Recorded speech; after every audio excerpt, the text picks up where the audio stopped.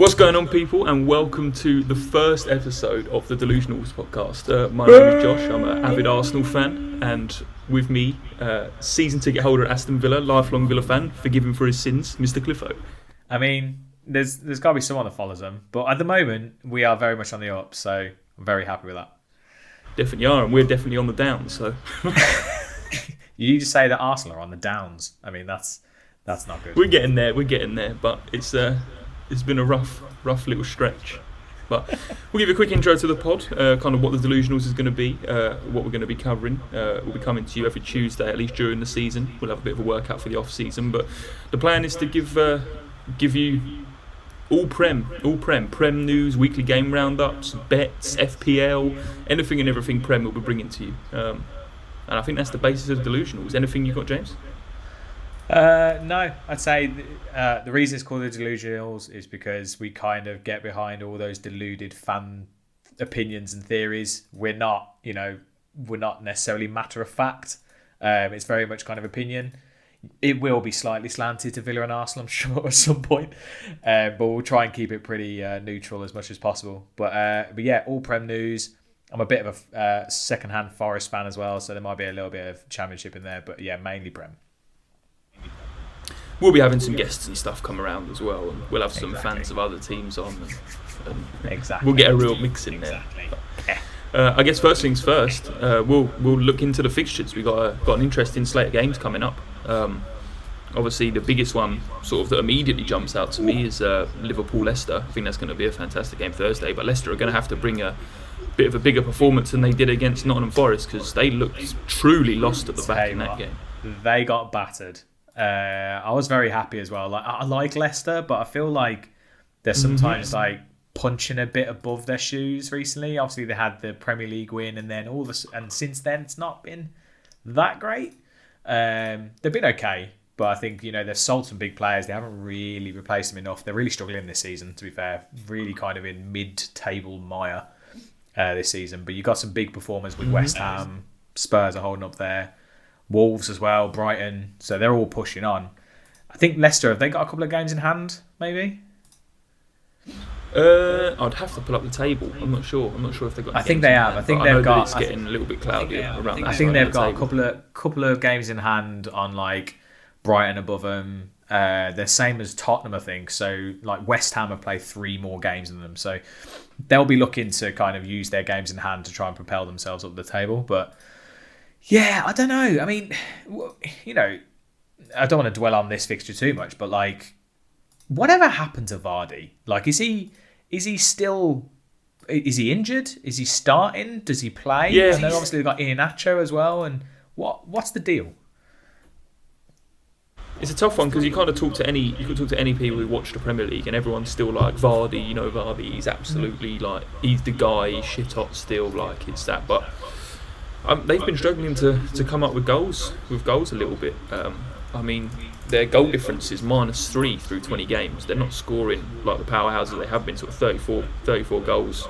Yeah. And an issue that they're having with they're not scoring is they're also looking a little bit leaky defensively. I mean, I know it wasn't a entirely starting 11 against Nottingham Forest, but they just looked lost. They didn't look like they knew how to defend. As soon as the ball came to sort of the right centre-back, or the right centre was being ran at, the left-back or the right-back would just run straight in and cover him and leave the outsides exposed, and then they were just getting outside. And I don't know. I also think Nottingham Forest played a good game. I don't think that it was all Leicester being bad. I think Nottingham Forest also played a top game, but they've definitely got some work to do. Brennan Johnson, if Forest aren't promoted this season, he'll be in the Premier League anyway. The guy is ridiculous. And Chad Spence as well. He was someone I was definitely going to shout out because watching that game, he was a beast. He's unreal. And to be fair, Chad Spence at right back as well, because he's gone there from Middlesbrough, and Borough wanted to take him back in January, but he said he didn't want to go back. Yeah. So they're very much built on loans at the moment. They've got a lot of loans in their team, which you need to do in the Championship. But on the Jamie Vardy thing, I didn't realise he's actually scored 9 goals in 16 appearances this season. So he's getting there. He's getting there. Yeah, but it's not as prolific as you've seen him in the past. And I think that's what the Leicester fans. I mean, it's better than 1 in 2, right?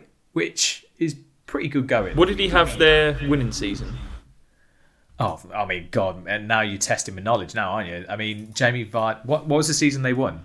Testing your Googling skills, Steve. Yeah, like when was it? Leicester won the league in 2015-16. So Jamie Vardy. Was it 5 years ago now?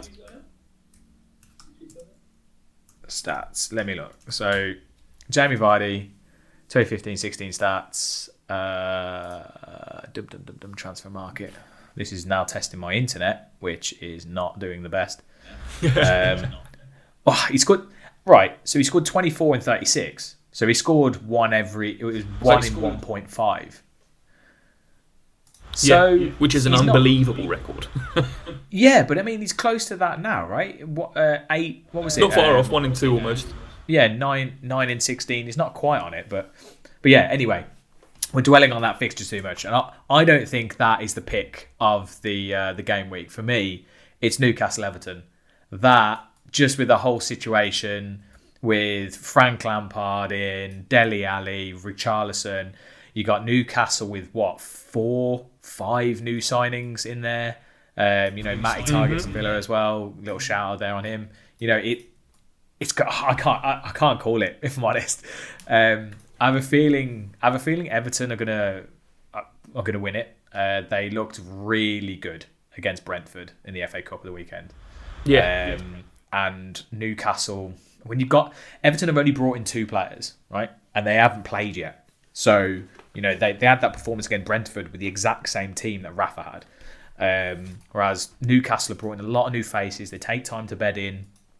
They're kind of going to be running off their raw talent rather than their fit into the team. I just feel like Everton are probably going to just really buoyed from that win of the weekend. And I mean, it's at St James's Park. It's at Newcastle, so it's going to be an atmosphere. And both teams are desperate for a win. Both teams are absolutely desperate for a win. Yeah, I mean, Everton, I think, you'd like to think they're going to get if they win this game. I think they're pulling away now. If they win this game, they're equal with Leeds. Leeds, by the way, Gordon Bennett, they're on a downward spiral, and I fully expect Villa to beat them tomorrow. That's Wednesday, just in case this goes out on Wednesday. Don't know how long it'll take you to edit the video, Josh. But it's a case of it all depends on. Yeah, right. So we're jumping about here a bit here, but let's go on to Leeds because Leeds. I felt like Leeds are punching these seasons they came up. They had that first season. They kind of hit the Premier League by storm. They were rescued by COVID. The fact that they get so many injuries because the way Bielsa plays, and I don't think they can keep it up. I think they're struggling. Their squad's hampered by injuries. They're constantly hampered by injuries. It happens every season.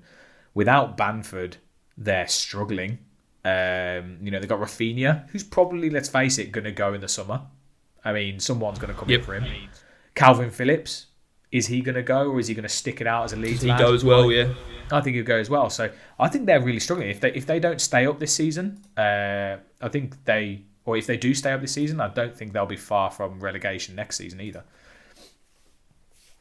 Yeah, it's really tough because obviously Bielsa loves that physical, really intense style of 90 minutes, high press. We're going to be on you for a full 90 minutes.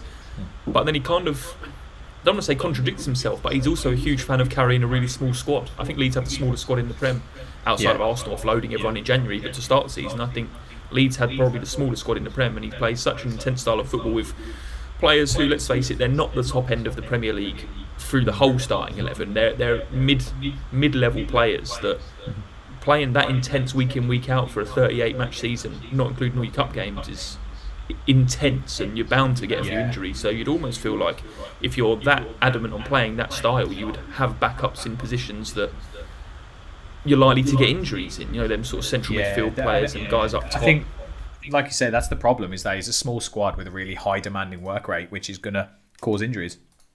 Talking about injuries or talking about like number of games, Burnley, Man U.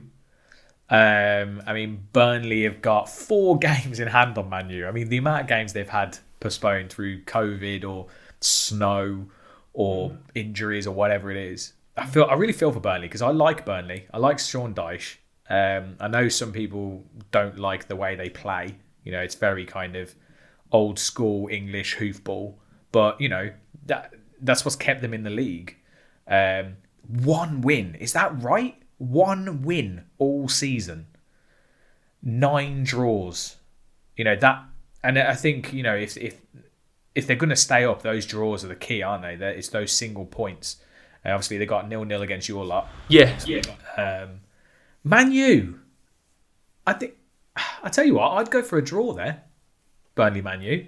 At Burnley. The tough thing for me with Burnley is Burnley play Man United, but they played Saturday. They played sort of 3 days ago or 2. They played Saturday. They're playing today. They got United tonight at 8 p.m. Next week they then play Liverpool. They then have Brighton, Spurs, Palace, Chelsea. They've still got to play City, West Ham, Spurs again. That's a got to play horrible Wolves, run, isn't it? They've got to play Newcastle. They've got to play Villa. They're Well, so- all of the so teams right, that they're right. still Well, yet if you- to play are teams well, if I you would say break they're it- going to lose to.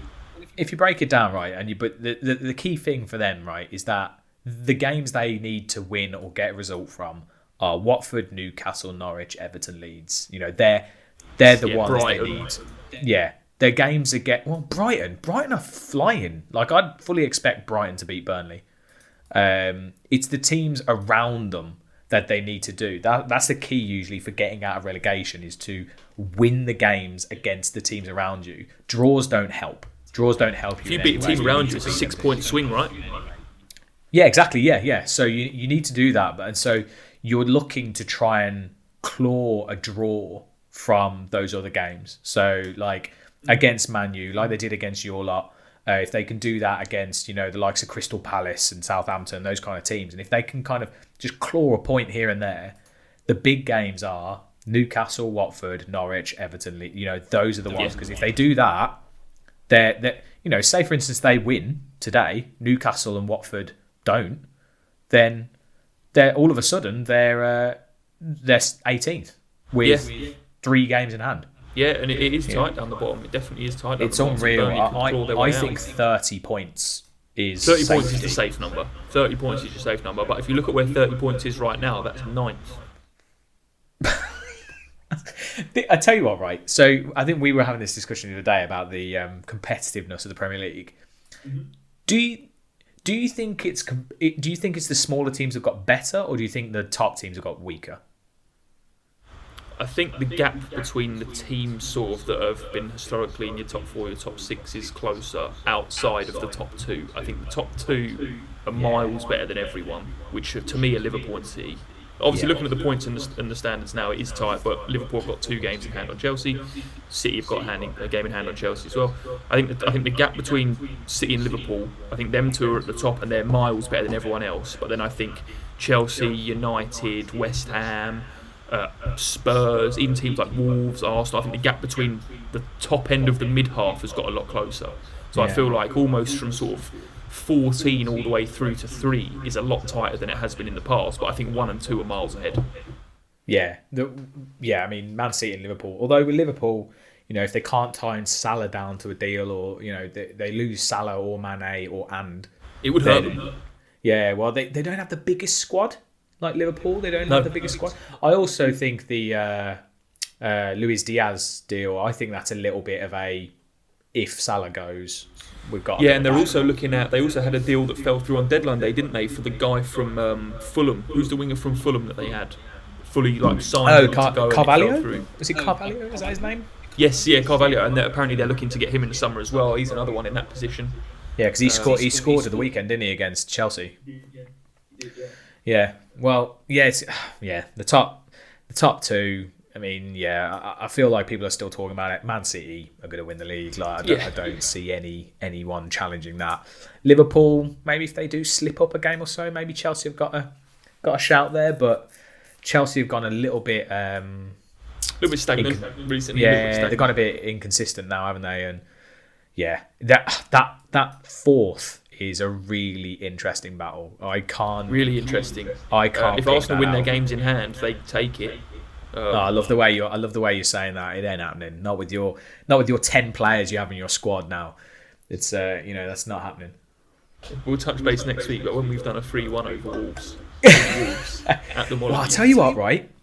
Wolves beat you. They're right in that mix. They really are. Like, it's so tight. That's what I was saying. Like, almost between like 14 all the way up. Like, it's so tight. It's so tight. Like, there's only sort of 7-8 points separating 4th and 9th, which is sort of 2-3 games, and a lot of those teams have got 2-3 games in hand on each other. Yeah. I mean, Spurs are the big one, right? They've got a game got 3 in hand on 2 or 3 on Chelsea. West Ham. Yeah. And it's like, I mean, my tip for today on the Wolves Arsenal game, let's get on to that one, I think is I've just got a draw written all over it for some reason. I don't know why. I feel like Arsenal, although I was going to say Arsenal without Aubameyang, did they struggle at the weekend? No, you didn't play. We've been alright. We've been better without Aubameyang for a little while now. And to be honest, I think that's going to give a chance for sort of more guys to come through. Lacazette's been playing quite well. We give guys like Saka, Smith Rowe, and those Odegaard a chance to come through. Wolves without Traore as well now, obviously. Wolves have obviously lost Traore, but Wolves have won 4 of their last 5 games, and they're on a decent run. Obviously, I feel like we've had quite a big break since the last lot of Prem games, but let's see. They were on a good run before, and let's see if they can pick it up. But yeah, that's going to be it's going to be a tough game anyway. It's definitely going to be a tough game for Arsenal. It's no walk in the park. I can't call it. I'm going for draw all day on that one. Score draw. It's got to be. Yeah. I think Norwich Palace. Norwich, right? Norwich. They were dead and buried. I've got a soft spot for Norwich, obviously with Dean Smith now in charge. My old boss, he also supports them as well, so I was always a little bit of like knowledge there with him. Emi Buendia coming to Villa as well. Obviously, Todd Cantwell's been linked, all this stuff. So I've got a little bit of soft spot for Norwich, and I do think they can do it. I remember earlier in the season, people were writing them off. They were bottom of the table. I mean, to be fair, when we played them, God, they were awful. They were awful for a huge stretch. For a huge stretch. And I mean, they've conceded 45 goals, scored 13. 45 goals conceded in 22 games. Yeah. I mean, just defend, lads. Just put your body in front of that ball. Stop that ball. What are you doing? I mean, it's a tough one, but I feel like they've got enough now. I mean, we were just talking about Burnley and saying, if they have a game, if they win a game, then they're 18th and drags Norwich into it. But the problem Norwich have got is that it's possibly a little bit of a false position because of the games they've played over the rest of them around them, who have all got 1 or 2 or 4 in Burnley's case games on them. But you are relying on those teams to win those games. So who knows? I mean, they're the only team I haven't really strengthened. Well, you say strengthened. Watford got Woyen. I don't know if that's strengthening. That's just aging a team even further in their staff. So, I do feel for Norwich though, because Norwich, they play Palace this week. I mean, you'd say they need to try and snatch at least a point because they then play City, Liverpool, Southampton, Brentford, Leeds, Chelsea. They've still got to play United at Old Trafford. Well, hang on. So what was that run? So you got Palace. What was it? Southampton, Brentford, so it goes Leeds. Palace, City, Liverpool, Southampton, Liverpool in the Cup, Brentford, Leeds, Chelsea. Right.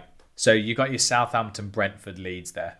They need to get the points there. Yeah. That for them is that's the run. That's the key run that's going to decide their season, basically. Yeah, because they finished the season to Spurs. They play Wolves. They play West Ham. They play you guys, Newcastle, United. They got a tough run. Oh, what's their last game of the season? Last game of the season is at home to Spurs. But their last 4 goes Villa away, West Ham at home, Wolves away, Tottenham at home. Oh, yeah, that's brutal. So they've got to they've got a job in their hands. But I'd like to see them stay up. I like Norwich. It'd also just be nice not to go down for once, because they just keep on doing it. So I think we've been over. I think we touched most of the games. I fully expect Man City to destroy Brentford, so we'll leave that one for now. I mean, Man City, right? Quickly touch on Jackie Boy. I was seeing some stuff the other day where people were talking about how he's not the same player as he was at Villa. Of course he's not. They play a completely different system. They don't even have a striker. So he's been told to kind of play as that focal point at the top, at the front. I don't know if you watched at the weekend against it was against Fulham, wasn't it? Yeah. Did you see his mazy little run? That gave that penalty. Yeah. That was the guy's so gifted with the ball, man. That's Grealish, right? As far as I remember him, that's Grealish. He runs up players. He just kind of drifts around them. He floats across the pitch. He doesn't get that with Man City because the teams against them are sat so deep. He doesn't have that space to run into, so he can't really do it. So there's no point in him cutting in from the left because there's just a whole field of players in front of him. So it takes a lot of adjustment as well to move from a way more traditional system to something a lot more sort of new school football to what Pep plays. Playing without striker, they must be the only team in the Premier League to play a true false nine, no striker. One of the only teams in world football. So it's definitely an adjustment to switch to playing like that. And I mean, he's got all the talent in the world. There's no reason why he won't take over. But I was also going to say, so quickly on to like managerial changes. So obviously last week or so, got Lampard, Roy Hodgson coming in. Quick one on Roy first. I'm going to keep calling him Roy. I'm not going to change it. I'm going to Watford's Roy. Thoughts on that? Replacing Ranieri, a 71-year-old Premier League title winning manager with Roy Hodgson, a 74 or 75-year-old manager who supposedly might save them from relegation. Yeah. It's a really interesting one for me. I mean, I've been a huge Ranieri fan. I loved him at Leicester. I had a huge falling out with football as a sport when they sacked Ranieri because that man should have been able to walk into the director's office, taken a shit on his desk and walked out and still had that job because he won the league at Leicester. So I despise. That's what you did when you quit your last job, right? That's it. Well, listen, it's an effective way to get out of work. Drop the bomb. Drop the turd. But like when you look at Roy's record, it does speak for itself for teams that are in relegation fights. The man has never ever been relegated. He got 12 points in the last 5 games from a Fulham team that were completely dead and buried that kept him up. Palace lost their first 7 matches, sacked their manager, brought in Roy. Roy kept him up. I mean, can he produce another miracle at Watford and keep up his track record of never being relegated? I mean, it's a signing that clearly shows the Watford board are stressed about relegation in this relegation fight, and they think Roy's the better man to keep them out of it. I mean, they drew against, I think that was before Roy came in, they drew against Newcastle, they drew against Burnley 0-0, West Ham, Brighton, Villa. It's a tough run, but it's a run that they definitely will be licking their lips at. There's definitely chances for points there. They can. I don't know, man. I'm looking at their entire season of fixtures, and it's not. They got a rough run. It looks like they've played all the teams around them. All they've got is, I'm just looking at the final fixtures. So for the remainder of the season, up until the 22nd of May, teams that are around them that are playing. They've got Burnley at home. That's going to be huge. Yep, they need that. That's like 4th game from the end of the season. They've got Palace away. They've got Brentford and they've got Leeds. Oh, they also play Palace at home as well, so they've still got 2 against Palace. Yeah, I just can't see it. Away at Palace. Palace is a tough place to go. They've got Leeds at home. Again, City that's going to be a big Liverpool game. away, Chelsea away. Yeah, they've got Man U. West Ham away, Yeah, I can't see it. It's a tough run, but they've brought in a relegation specialist for it. I'll tell you what, this is the interesting one, right? Well, because like I said, the draws against those big teams is the key. Now, the problem they had is that they drew against Burnley. If they beat Burnley, you'd kind of be saying they're not on the up, but they've taken 3 points from their relegation rivals. They'd now be out of the bottom 3. To not beat Burnley, not even score a goal against Burnley. Yeah, it's tough. Just shows me that if you park the bus, any of these teams around them park the bus, they'll get a point. Do you think Watford are going down? There's my question for you. Do you think Watford are one of the 3 going down? They do. I'll take a lunch bet on that then. I'll take a sandwich bet on that. I'll take a sandwich bet on Roy keeping Watford up. You buy me a sandwich. What's if Roy this? keeps What are we Watford talking? up. We're talking meatball marinara Subway. Talking foot long with a bag of prep. crisps and a cookie. Subway. Okay, right. Let's take that. We're taking that bet. So we've Sandwich got a bet one. lunchtime sandwich bet. Roy on- keeps Watford up. No, it's it's not happening. No, Roy's what records are there to be broken. Roy, they're going down. I think. Yeah. Personally. Cool. All right. What was next? Oh, and Lampard. So Lampard at Everton. I actually think he did an all right job at Chelsea. I think he did all right with what he had. He didn't have a transfer window. I mean, he assembled the team that then went to the Champions League. Yeah, exactly. That was literally his team. No changes. Yeah. And obviously they brought it. There's no way Everton would have brought in Dele Alli and Van der Beek without Frank Lampard. No, apparently he was a huge tool in the signing of Dele Alli, and I mean he could be a great person to get his career back up and running. One of the best centre mid defenders ever seen. So I mean, I don't know if you saw his attire when he was kind of announced to the fans the other day. He literally just looked like a poor man's Jack Sparrow. He was like, what? I don't know what he was wearing. He was wearing... Mate, honestly... I'll flash a photo up in the stream, so if you're only listening to this, pull up the stream. It's horrendous. And you got Van der Beek next to him in like his nice, big, long kind of like coat jacket with shoes on. And I think, was it shoes or was it trainers? I can't remember. And then you just got Dele Alli next to him. He just like looked horrendous. Look, what is he wearing? Apparently, he also turned up at training. I heard this on TalkSport this morning. Turns up at training in his Rolls Royce. I saw that. I saw the Everton fans. I saw loads of people being like, this man has no idea that Everton fans are sort of working class people turning up to his training. But I was also the man is also a football player. Like, he can drive what he wants to training. You go into the car park and what? You saying every Everton player is turning up in a Fiat Panda? Yeah, and a little Mini? Yeah. No. Tell me there's not a Lamborghini in that car park. Yeah. Call you a liar. Yeah. So like you see a Lamborghini, Ferrari, you got Bentleys and all this stuff. Oh, but Dele Alli's got a Rolls Royce. I thought it was utterly ridiculous. If I had the money for a Rolls Royce, I'd be getting my Rolls Royce driven by a chauffeur. I'm going to Tesco's in my Rolls Royce.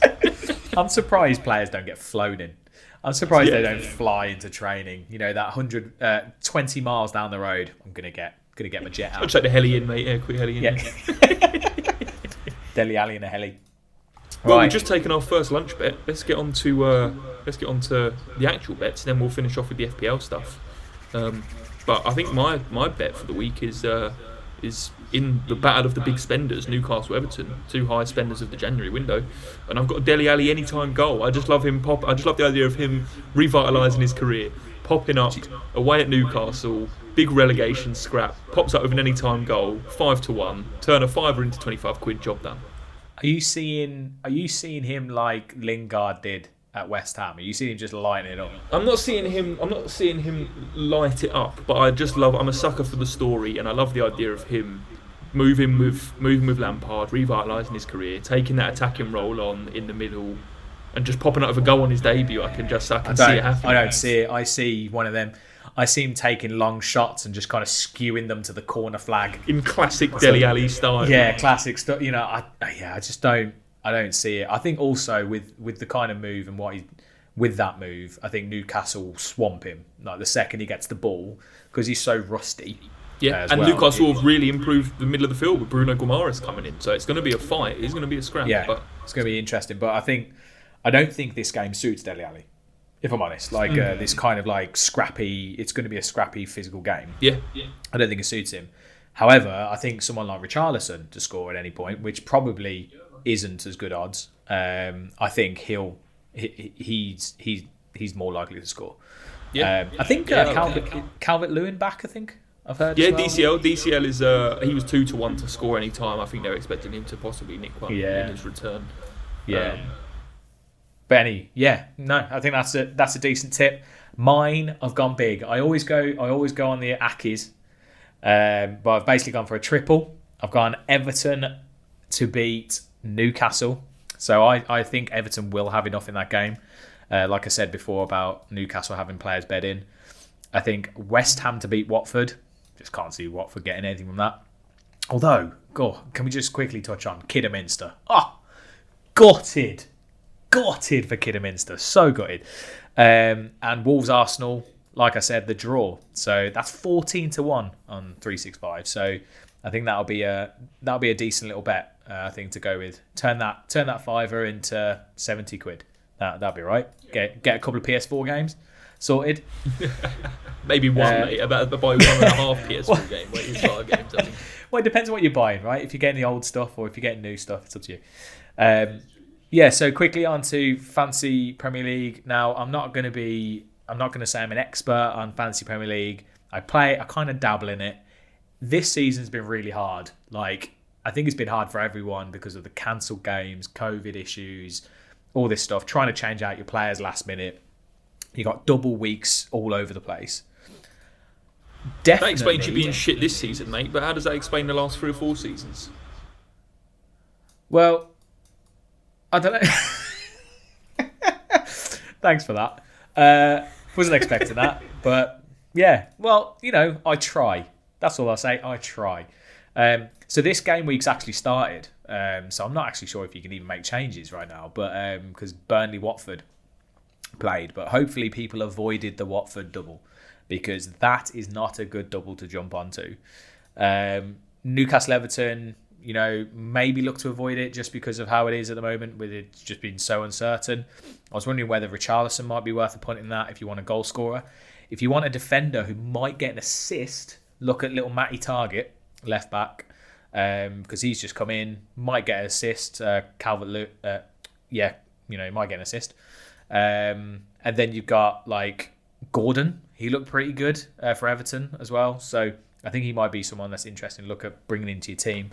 But coming up next week, so game week 25, you might want to start preparing that because Man U and Brighton have got a double. So you can rotate the players in if you've got them.